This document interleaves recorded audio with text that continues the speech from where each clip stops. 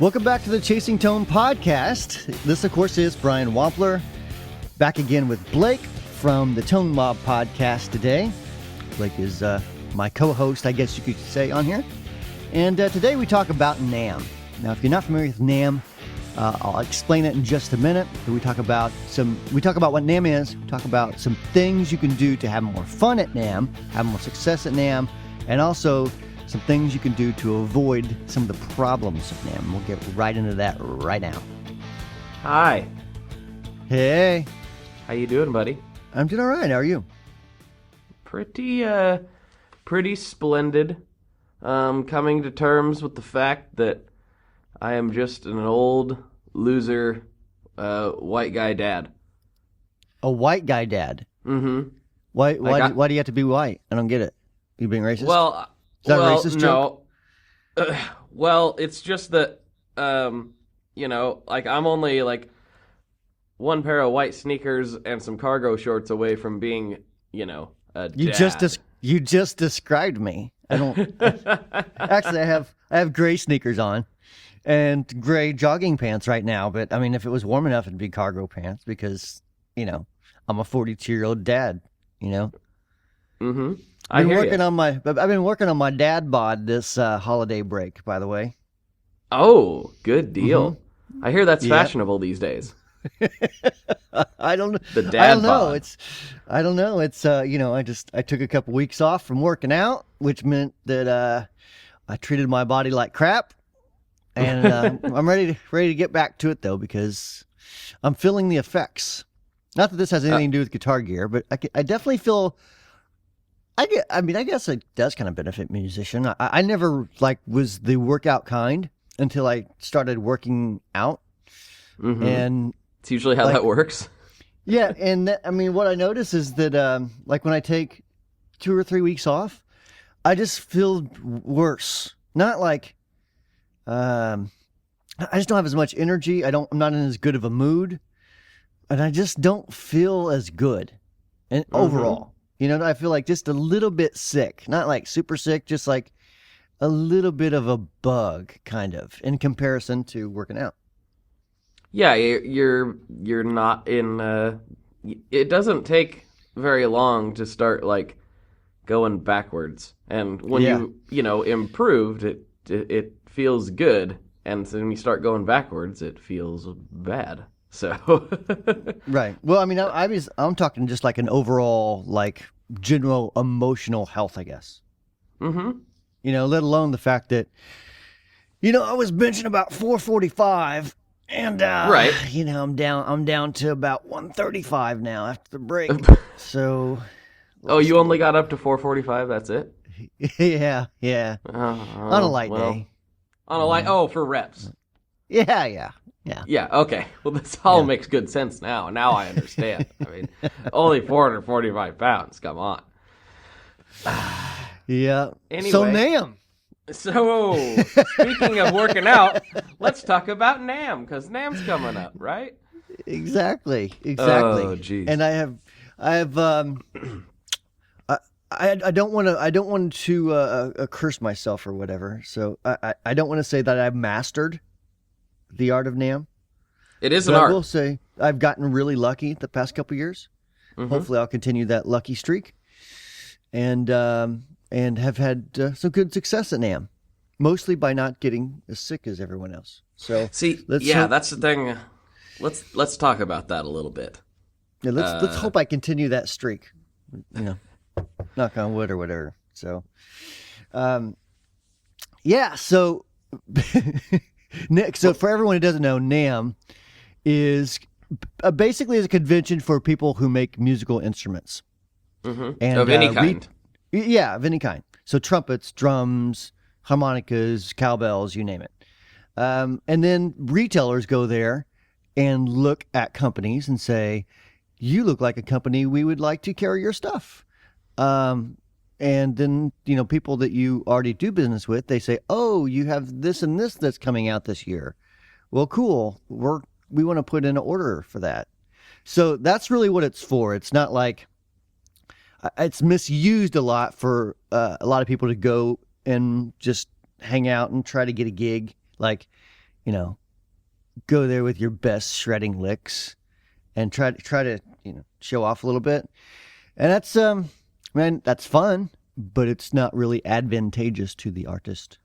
So I don't think that I have a feeling maybe that worked at some point, but in my mind, that rarely has the desired effect, I would think.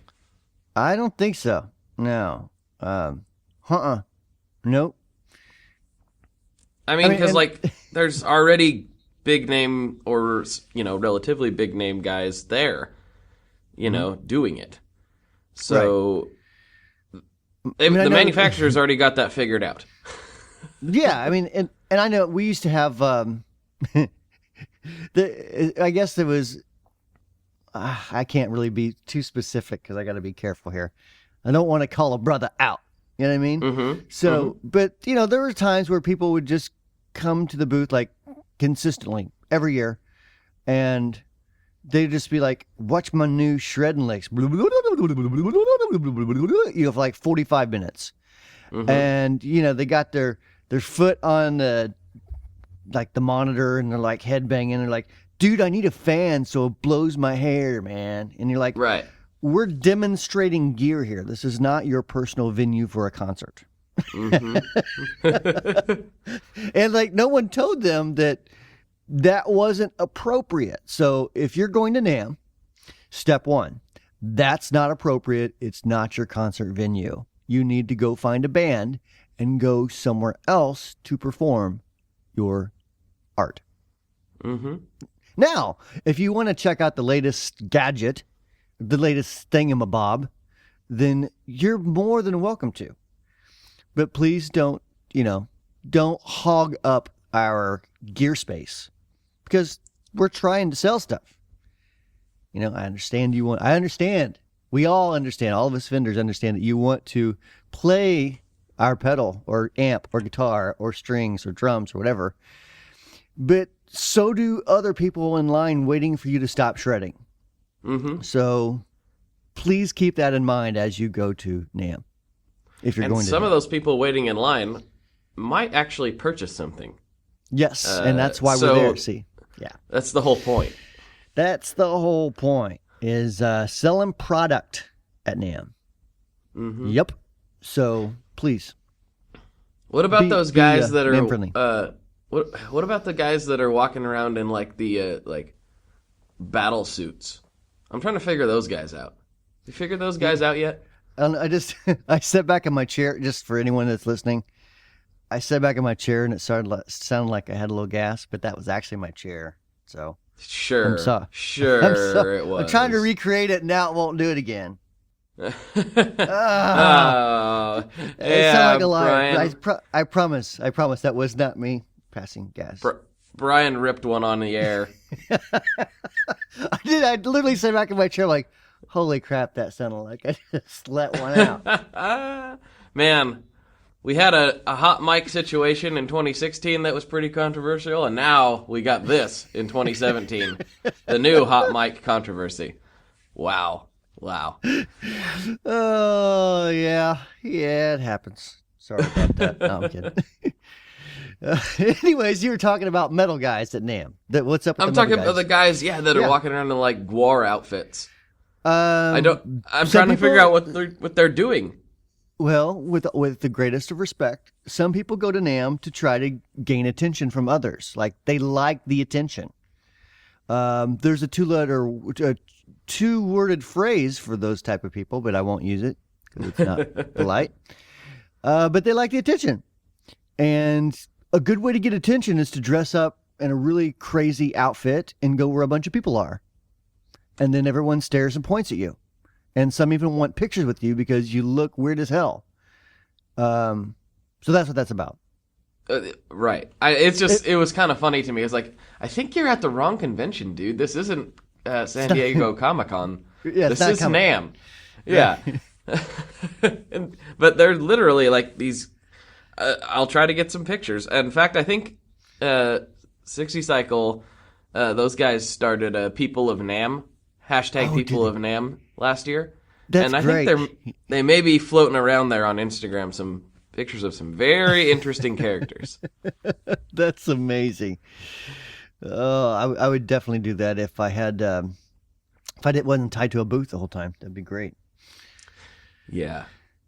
So that's gotta be interesting. See, for me, NAMM is kind of fun. I only went the 1 year. I am going this year, but like it's kind of fun because like walk around and see all this stuff. But it seems like for a guy like you who's going to be basically strapped to the booth, it'd be like super exhausting. It is exhausting. I mean, a little bit monotonous.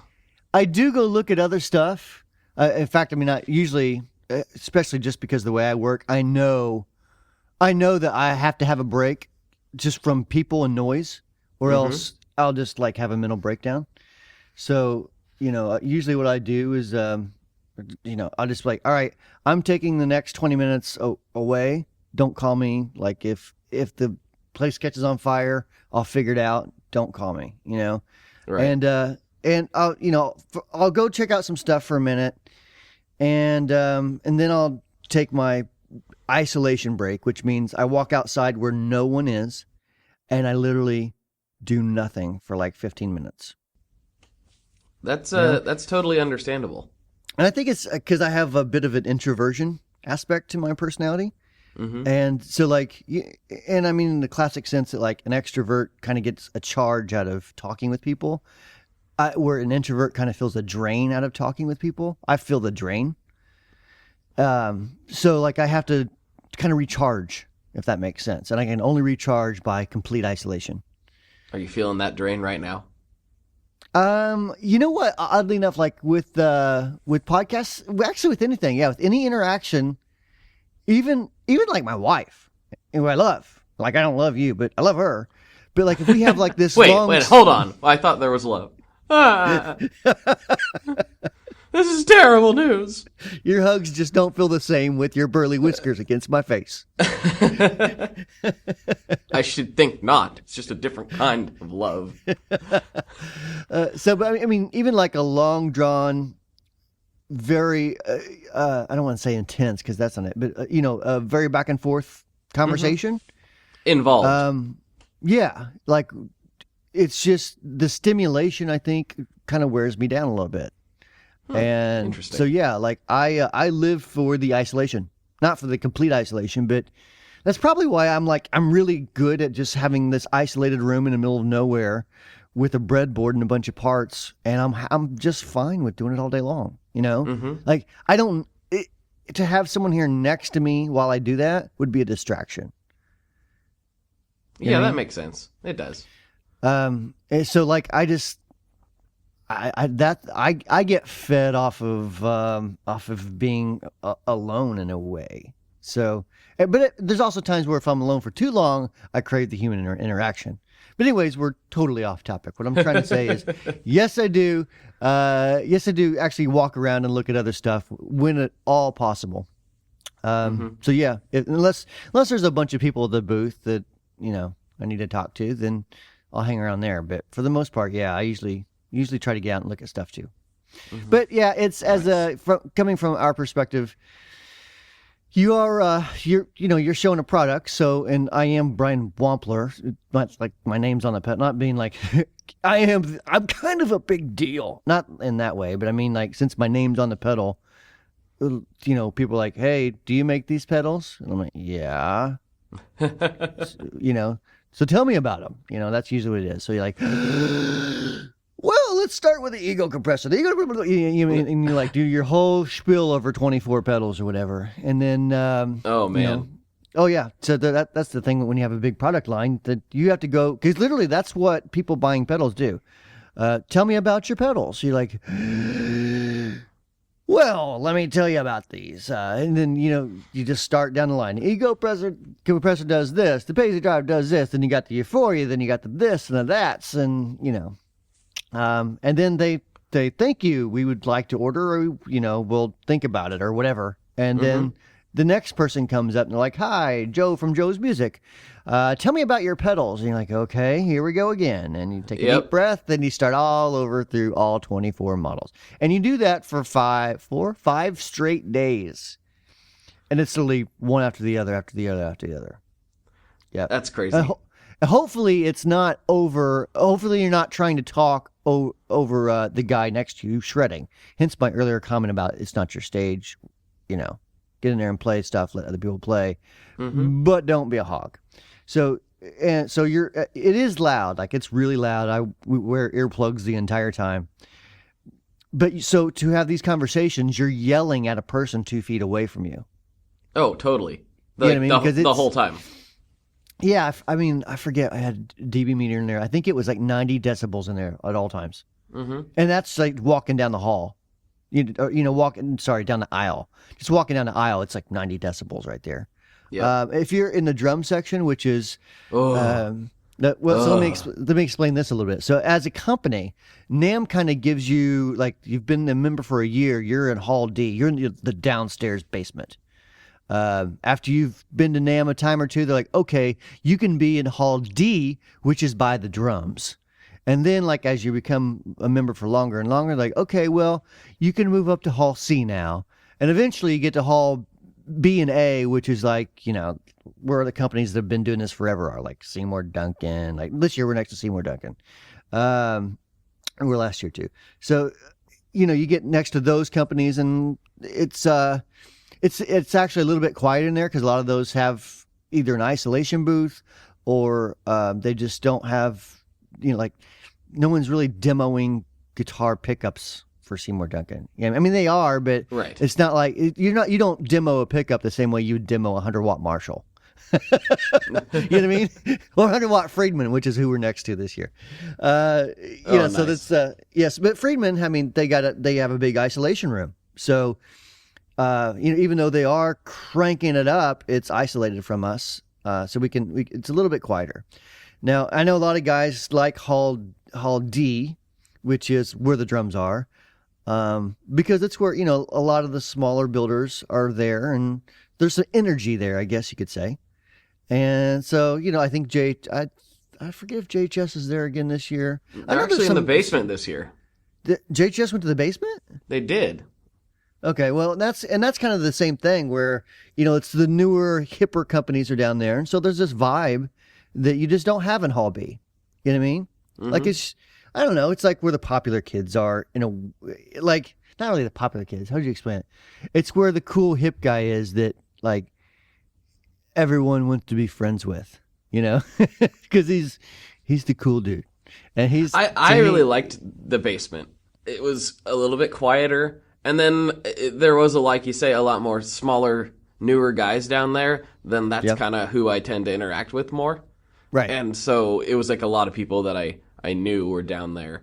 And it was just a little more, I don't know. I liked the basement quite a bit. And maybe that's why JHS went back down there. I don't know. Probably. I mean, we did that a time or two where we were starting to go upstairs and we just like, yeah, let's just stay downstairs. But here's the rub and here's the problem.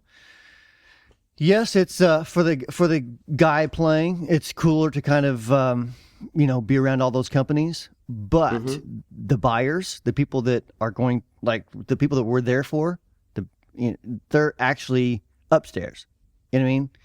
In fact, most of them don't really like going downstairs because it's kind of like they look at it like, they're not big enough to be up in Hall B or C, so not worth my time. Which is kind of interesting because that's where Strymon been. Yeah. So it's definitely different. Yep. I don't know if they're going to be there this year or not. I have no idea. But yeah, and at least in the past for us, I mean, there was, we would just have people that were like, "Where you at, Hall D?" I don't know if I'll get over there. That's where the drums are, right? Yeah, I'll be in Hall B though if you want to meet me there. You know what I mean? It's like you had to go to them to actually have a conversation. So there's advantages and disadvantages to being where we are. Yeah, if your goal is simply like mostly what mine is, which is just to like network and meet everybody, then hanging out in the basement's great. But and like it's where I'll probably spend a bulk of my time. But yeah, if you're trying to like get a big distribution deal or something like that, you got to go where those guys are, and it's tough to get there. Yeah, and our model is tailored more around getting stores and distributors and other kind of. Yeah, I mean, we want world dominance. That's all we're asking for. Just world dominance. That's it. That's it? That's all. You don't need anything else? Nothing else. Just world dominance. Wow. All right. He's like the Napoleon of the pedal world. He just wants to dominate the world. Well, I have the height going for me, so I think Napoleon was shortish, right? Yes, he was. You're taller than me, so I am. Who's the real? Yeah. Wow, I'm short, man. You must be a short little booger. I am. I'm a little midget. A little squirt, huh? Mm-hmm. My Midwest accent came out on that one. You're just a little squirt, tell you what. Dadgum squirt's what you are. I am. I'm a squirt. Oh, man. Boy, I got some hillbilly in me, don't I? Yeah, you do. So do I, so it's okay. I'm okay with it. We need to touch on something really important before we have to wrap up. Yes, we do. Like, the most important NAMM tip that I ever gained from Brian, and I had to learn it the hard way, is hand sanitizer. You should carry of it. Hand sanitizer with you and use it liberally, because there's like 300,000 people, no joke, in and out of the same building, touching the same pedals and the same guitars as you. And not all of them are the cleanest people, and that's why everyone gets NAMMthrax after NAMM. So I got hit with it. Almost everyone I know got sick for at least a few days after NAMM. I got sick and brought it home to my whole family, which was not a popular thing. And I never used one drop of hand sanitizer. So this year, I'll be taking the Wampler method to the extreme and just spreading that all over myself at all times. So if I smell like Purell, that's what it is. If I smell like Everclear, it's actually just a hand sanitizer. Well, I'm not going to rule that the Everclear either, but it's for sanitation purposes. Yeah, so basically what we do is we have like a gallon of sanitizer, and literally before, like after shaking a person's hand, every time, like, all over the hands, Mm-hmm. like, I'm just going to bathe this down my arms a little bit.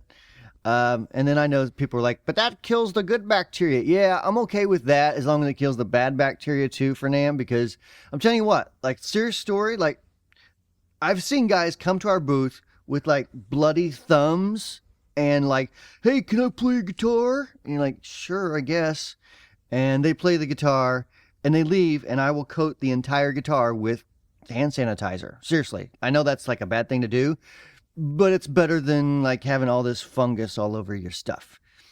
But yeah, literally, like when you shake a person's hand, if you just use sanitizer after each interaction, Mm-hmm. You should have a better time of not getting sick at NAMM. Oh, generally speaking. And I say this as a person who never, ever uses hand sanitizer outside of, like, I'm planning on using it liberally at NAMM. I never touch this stuff normally. I just don't. But I can't say the same. I know that's one of your things. But I think it's worth it that everyone take that little tidbit with them if they're planning on attending, for sure. I think so. And I think the world would be a better place if we all just use a little more hand sanitizer. Especially if you're playing Brian's Telecaster with a bloody stump. Oh yeah, this year I may just like bring rubbing alcohol, and so I can just coat the entire fretboard. So, and It's good for the nitro. Not everyone's like that, but there are some people that are like, dude, I don't know what's on your hands, but I think you just got done working on a car or something, maybe. I don't know. But... I hope that's what it is. Sure. Yeah, and if you use the restrooms at NAMM, I don't know if you've noticed this, but this is a fun thing to watch. Go into a restroom at NAMM and just watch how many people come out of the toilet and just leave. No washing hands after any sort of feces, just leaving. Yeah, so that's freaking disgusting, just so you know. Don't do that. Maybe those were the guys that they weren't using the restroom for its intended purpose. They were just doing rails of blow. So they didn't really need to wash their hands. I don't know. I don't think those restrooms get pretty nasty. So I don't think I would be doing anything other than putting feces in the toilet. Oh, gross. Oh, yeah. NAMM's a weird place. That's the end of the story. You will never find the more wretched hive of scum and villainy. It's a weird event, but it's kind of. Hopefully with those tips, you'll be able to, have a little more success this year. And if you're demonstrating, if you happen to be a company that's demonstrating, a good thing to do, and I've noticed that a lot of people are starting to do this, is just have some sanitizer there for others, because it's all good. Otherwise, after community sanitizer. After every booth I visit, I'm gonna have to run up to Brian. So yeah, if you're packing some sanitizer, I won't have to run away. Well, I know Walrus Audio gives out free waters, or at least they have in the past at NAMM. Yes, fresh squeezed walrus tears. Yeah. So I think what we're going to do is do branded sanitizer. Just travel down. That's not a bad idea. That's not a bad. I'm actually contemplating really pulling that off. I like that idea. I think. Well, then it might. And it goes with our image, our branding. It goes with our branding perfectly. Oh, totally. It makes complete sense. But it might achieve that goal of what you were trying to spread your message of more hand sanitizer in this world. That might further your agenda. World dominance in the hand sanitizer industry. That's what we're going for. It's a bigger market. It is. Chasing tone will be chasing chasing sanitation. Health. Sanitation. There you go. And our next podcast, Chasing Sanitation, we talk about, I don't know. We talk about Purell versus the CVS brand. Is it really better? Do you really need the boutique sanitizer? It's exactly what I was going to say. We also have the grass-fed, the grass-fed version. I don't know what that would be. Organic sanitizer. Organic. This alcohol this alcohol is was made from bacteria that in a homemade environment or something. I don't know. I got nothing. I think we're out of our league here. All right. We should leave the sanitation to the experts. We should. For sure. So hopefully that helps those of you who are going to NAMM, might be thinking of going to NAMM, or, just are interested about NAMM. I'm sure there'll be plenty of videos if you have no idea what we're talking about on YouTube about, what NAMM is like, but you probably have already seen those. So Yep. And I'll be there this year. You'll see a little squirt running around demoing a bunch of stuff, because that's what I do when I go there. I just run around and play everybody's cool thing. By the way, please bring me a new shirt, because I've wore yours out. You've wore it out? Okay, yeah. I'll bring you a new shirt. It's faded from black to gray. I wore it out so much. Wow. I don't know if you've noticed this a lot, but I do a lot of YouTube videos. Is that from all the sanitizer? It could be. I don't know. I just...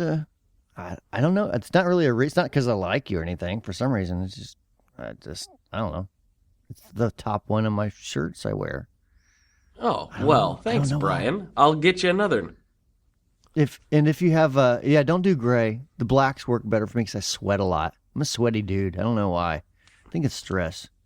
But I just had a bunch more made, so I should have a fresh supply. Cool. Very good. Right on, Mr. Wampler. Well, all right. Well, until I probably have other things to say about it, but I can't think of them right now. So that's good enough. All right. Well, we'll check back in with you next week. Okay. Later, Hosen. So thank you so much for listening to the Chasing Tone podcast. I really appreciate it. If you have any questions or comments, you can email me at podcast@wamplerpedals.com. You could email Blake at info@tonemob.com.